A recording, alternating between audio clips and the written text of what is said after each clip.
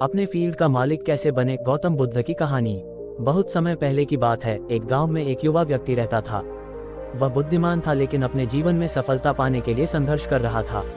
उसने सुना कि भगवान बुद्ध अपने शिष्यों को जीवन के महत्वपूर्ण रहस्यों की शिक्षा देते हैं। एक दिन वह बुद्ध से मिलने के लिए जंगल में उनके आश्रम पहुंचा।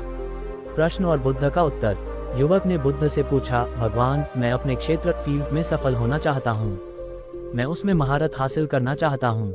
कृपया मुझे मार्गदर्शन दें। बुद्ध मुस्कुराए और बोले, क्या तुम सच में सीखने के लिए तैयार हो? युवक ने सिर हिलाया, हाँ भगवान। पहला सबक, आत्मज्ञान और अभ्यास। बुद्ध उसे एक पेड़ के नीचे ले गए और बोले, देखो इस पेड़ को। ये तुरंत बड़ा नहीं हुआ। यह एक बीज से उगा, धीरे धीरे बढ़ा और फिर विशाल बन गया।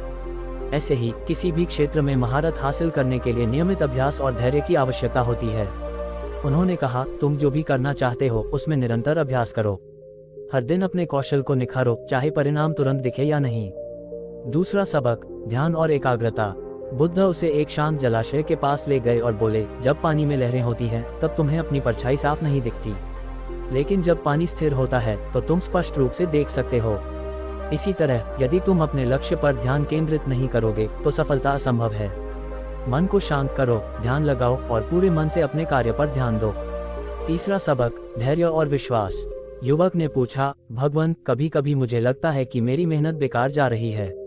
मैं हार मानने का सोचता हूँ। बुद्ध मुस्कुराए और बोले, क्या तुम जानते हो कि बांस का पौधा पहले 5 साल तक जमीन के नीचे बढ़ता है। 5 साल तक कुछ नहीं दिखता, लेकिन छठे साल वह अचानक तेजी से बढ़ता है। तुम्हारी मेहनत भी इसी तरह काम करती है। धैर्य रखो, भरोसा रखो और अपना कार्य करते रहो। सफलता निश्चित रूप से मिलेगी। अंतिम सबक, सेवा और विनम्रता। बुद्ध ने युवक से कहा, जो सच्चा मालिक बनना चाहता है उसे पहले सेवक बनना सीखना चाहिए। अपने ज्ञान और शक्ति का उपयोग दूसरों की मदद के लिए करो। जब तुम निस्वार्थ सेवा करोगे तभी लोग तुम्हारा सम्मान करेंगे और तुम अपने फील्ड के असली मालिक बनोगे।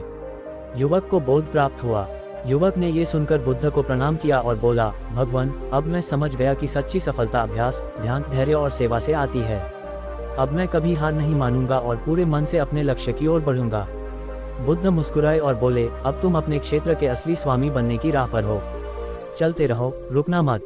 युवक आनंदित होकर अपने लक्ष्य को पाने के लिए निकल पड़ा।